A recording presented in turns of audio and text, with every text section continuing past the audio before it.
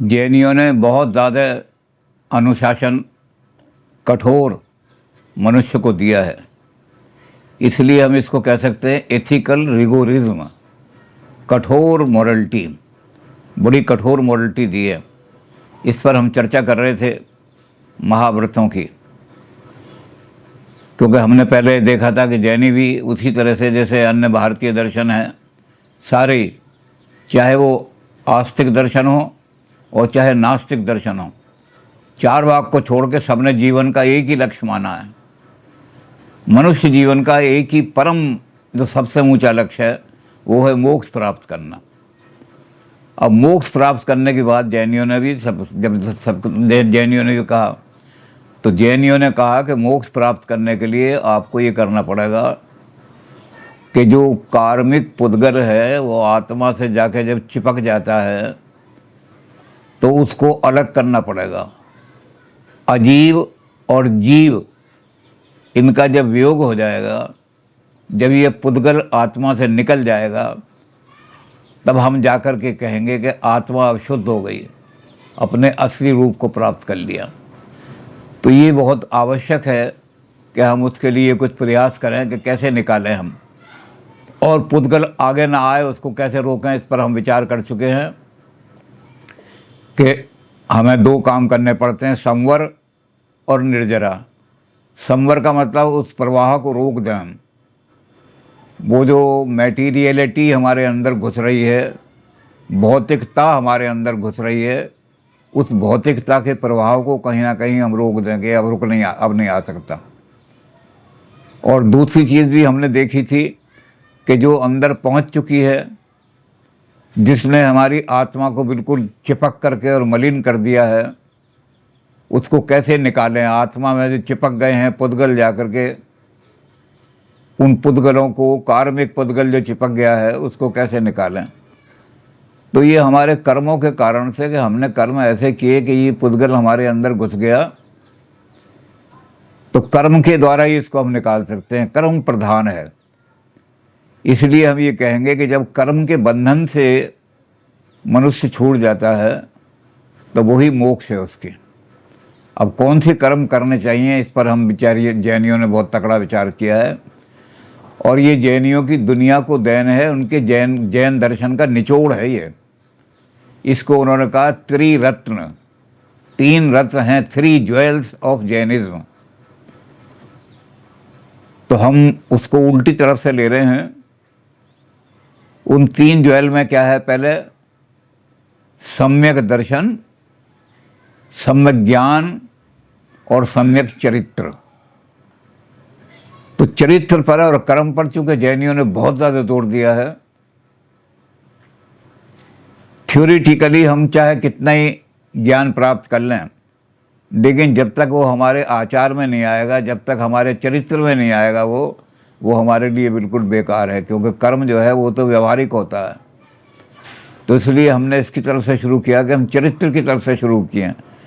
तीनों रत्नों पर सारे जैनियों ने कहा कि ये जैन धर्म का निचोड़ है, त्रिरत्न, और त्रिरत्न पर हमें विचार करना पड़ेगा, तब हम जाकर के जैन धर्म के कठोर अनुशासन को समझ सकेंगे। लेकिन हम सम्यक दर्शन और सम्यक ज्ञान, इसको हम बाद में लेंगे, क्योंकि ये इतना महत्वपूर्ण नहीं है। महत्वपूर्ण तो है ये भी, इसके बिना चरित्र बनेगा नहीं, लेकिन हम इसको बाद में करेंगे। पहले हम ले रहे हैं सम्यक चरित्र। तो सम्यक चरित्र में जैनियों ने बड़ा कठोर अनुशासन रखा है, उसको उन्होंने महाव्रत कहा है। और इस अनुशासन को पालन करने के लिए उन्होंने सारे समाज को, मानव समाज को 4 हिस्सों में बांटा है, भिक्षु और भिक्षुणी, और गृहस्थ और गृहस्थनी। उनको कहा इन्होंने ये श्रावक हैं, श्रावक और श्रावकनी। इन श्रावकों का दूसरा नाम भी है, ये उनके उपासना करने वाले हैं। तो उपासक और उपासकनी हैं ये सारी की सारी, जो हमारे तीर्थंकर हैं, जो हमारे गुरु हैं, जो हमारे आचार्य हैं, उन सब की ये पूजा करते हैं इनको। तो उन्होंने 4 हिस्सों में बांट दिया। और ये जो गृहस्थी हैं, इनको कहा ये आगार में रहते हैं, इसलिए इनको उन्होंने कई शब्द कई जगह प्रयोग किए हैं। आगारा, आगारा का मतलब जिन्होंने घर नहीं त्यागा है, अभी गृहस्थ के अंदर ही रह रहे हैं।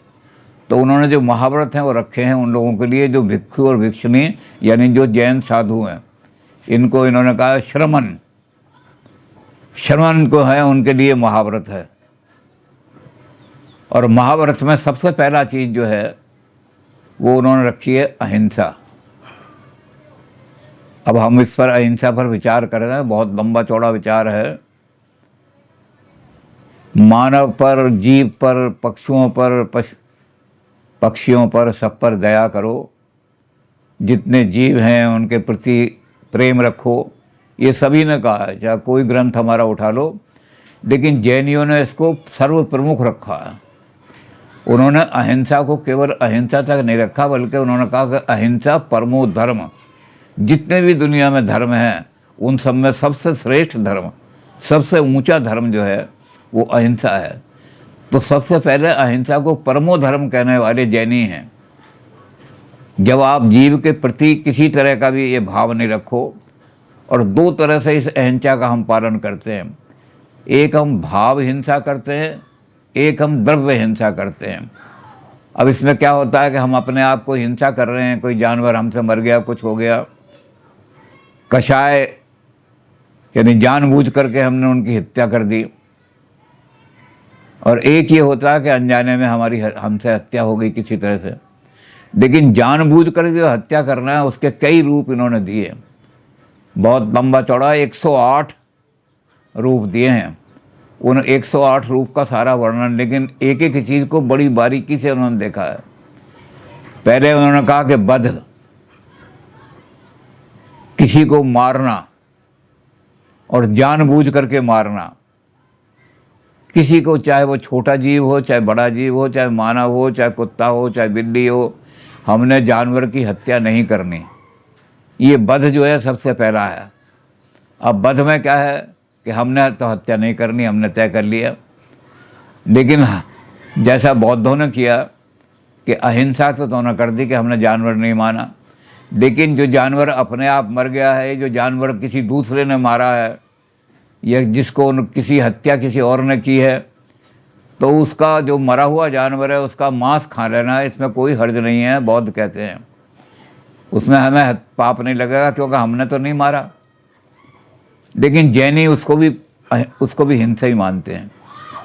तो इन्होंने हिंसा के जो मैंने 108 बताए कि उसमें ये भी कहा कि अपने आप हिंसा करना ये पाप है, हिंसा है। किसी दूसरे से हिंसा जिसने की हो उसको हिंसा के लिए प्रोत्साहन देना, चल भाई तू बकरा मार करके ले आना तो हमारे मीट बन जाएगा, तो हिंसा के लिए प्रोत्साहन देना ये भी हिंसा है। हिंसा का समर्थन करना ये भी हिंसा है। किसी ने हिंसा कर दी और हमने उसको बचाने के लिए थाने में पहुंच गए तो ये भी हिंसा कर रहे हैं, हम ये हिंसा कर रहे हैं। तो इसी तरह से हिंसा के यानी खुद भी हिंसा नहीं करनी और हिंसा कराने के लिए किसी से करानी भी नहीं हिंसा।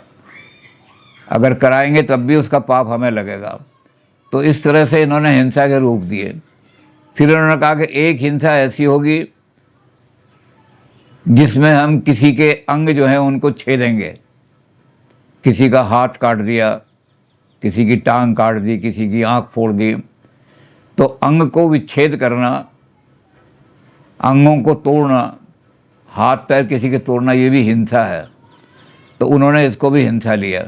इसके भी बहुत सारे कि किस तरह तोड़ना है, सारा बहुत लंबे चौड़े इसके तरीके दिए उन्होंने, बहुत सारे बताए कि किसी कोई ऐसा काम आपने किया कि आपने कहीं से कोई ईंट फेंकी और ईंट फेंकी वो जाकर के किसी के लग गई, उसका कान टूट गया, तब भी आपको हिंसा लगेगी क्योंकि आपने उसके अंग। या किसी पशु है, उस पशु को आपने कोई इस तरह से मारा, उसको डंडों से बहुत ज़्यादा पीटा कि उसका कोई अंग जो है टूट टाट गया, तो वो भी हिंसा में माना जाएगा। तो अंगों का विच्छेद करना, इस पर भी बहुत सारे उन्होंने दिए हैं कि इस तरह से हमें अवॉइड करना चाहिए कि किसी के अंगों में कहीं दोष ना आ जाए। उसके बाद उन्होंने कहा कि हमने पशुओं पर अधिक भार लादना, या जिससे हम मजदूरी करा रहे हैं, मकान बनवा रहे हैं, घर का काम कर रहे हैं, दुकान पर हमारे सौदा ला रहा है कोई, उसकी क्षमता से अधिक भार उसके ऊपर लाद दिया जाए।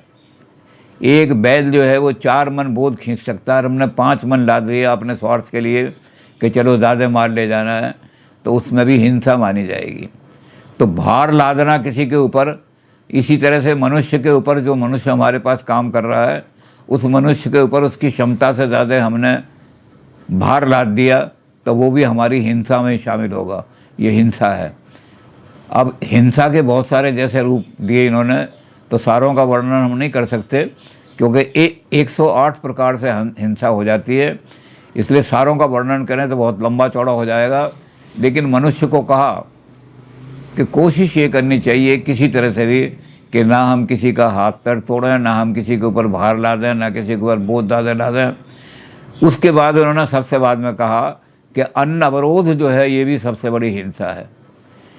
एक आदमी भूखा मर रहा है, उसको अन्न नहीं मिला है और हमारे पास अन्न है, अगर हम किसी कारण से उसको अन्न नहीं देते और वो मर जाता है भूख के कारण से, उसका पाप हमें लगेगा हिंसा का। बहुत बड़ी बात जैनियों ने ये कह दी कि अगर किसी आदमी को भूखा हमने देखा, जिसके पास नहीं है वो तो नहीं देगा। कृपण जो है, कृपण को दोष नहीं लगेगा क्योंकि वो कार्पण ने दोष नहीं लगेगा क्योंकि उसके पास है ही नहीं।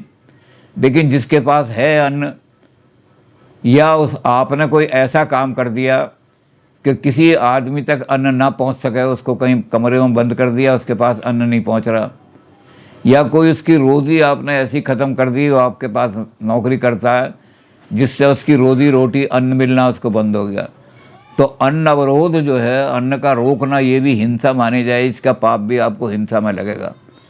तो बहुत सी बारीक बातें जैनियों ने बड़ी बड़ी बारीक बातें कही हैं। उसको विस्तार से पढ़ने के लिए तो जैन आचार पढ़ने पड़ेंगे, सारे जैन आचार अंग बड़े हैं, बहुत ज़्यादा है, तो इनको पढ़ना पड़ेगा। लेकिन संकेतात्मक हमने थोड़ी सी बात की कि जैनियों तो बड़ी बारीक से खुद हिंसा करना, हिंसा करवाना, अपने हिंसा को प्रोत्साहन देना, हिंसा का अनुमोदन करना, किसी पर ज़्यादा बोझ डालना, किसी के ऊपर डंडे बरसाना, ऐसे डंडे बरसाना कि उसका कोई अंग टूट जाए या उसके ऊपर कोई, उसकी खाल पे कोई तकड़ा निशान पड़ जाए, खाल सूज के ऊपर आ जाए, तो ये भी हिंसा में शामिल होगी। तो इसलिए जैनियों ने बड़ा ज़बरदस्त कठोर व्रत बना दिया अपने साधुओं के लिए, भिक्षुओं के लिए, भिक्षुणियों के लिए, जिनको हम श्रमण कहते हैं। हमारे श्रमणों को ये सारा बहुत पालन करना पड़ता है। और यहाँ तक कहा कि ऐसा करो जितने भी श्रमण हैं कि रात के अंधेरे में कोई कीट पतंग हमारे खाने में ना चला जाए, हमारे भोजन में किसी तरह से कीट पतंग न चला जाए, इसलिए सूर्य अस्त के बाद भोजन नहीं करोगे।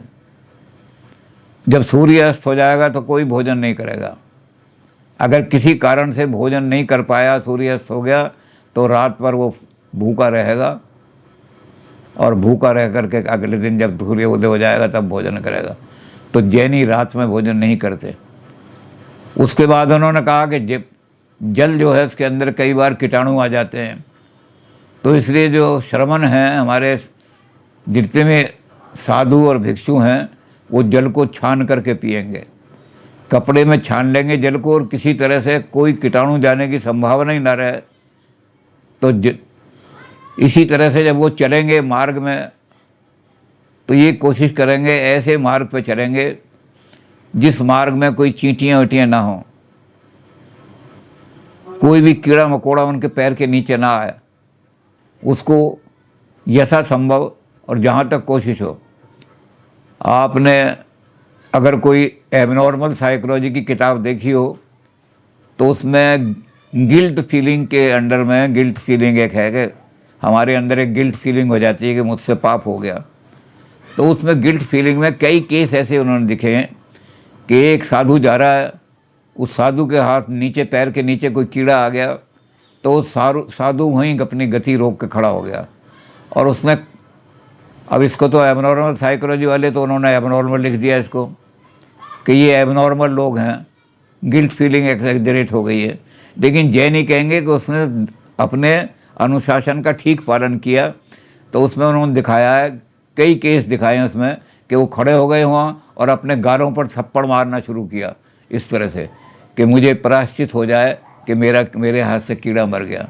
तो बहुत कठोर अनुशासन जो श्रमण है उनको पालन करना पड़ता है। तो अहिंसा के बारे में सबसे ज़्यादा जैनियों ने कहा है। और ये अहिंसा, जैसे मैंने कहा कि इस अहिंसा को सारे बाद के लोगों ने, योग वालों ने भी अपने यहाँ यमों में रखा। गांधी जी ने तो अहिंसा परमो धर्म को लेके चलाया सारा काम। तो ये जैनियों का सिद्धांत तब से लेके और अब तक उतना ही महत्वपूर्ण माना जा रहा है जितना उस ज़माने में माना जाता था।